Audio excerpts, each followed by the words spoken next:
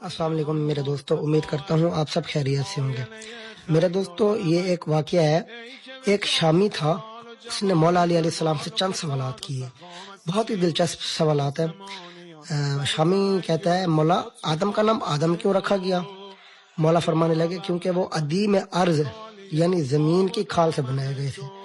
اچھا، شامی نے دوسرا سوال کیا، میراث میں مرد کا 2 اور عورت کا 1 حصہ کیوں؟ مولا فرماتے ہیں، اما حوا نے خوشہ اٹھایا، اس میں سے 3 دانے تھے، 1 خود کھایا اور 2 آدم کو کھلائے، اس لیے عورت کا 1 اور مرد کے 2 حصے۔ شامی نے تیسرا سوال کیا، نوح علیہ السلام کا اصل نام کیا تھا؟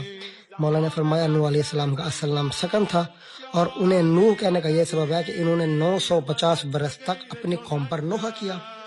شامی نے چوتھا سوال کیا، کشتی نوح کا طول و عرض کیا تھا؟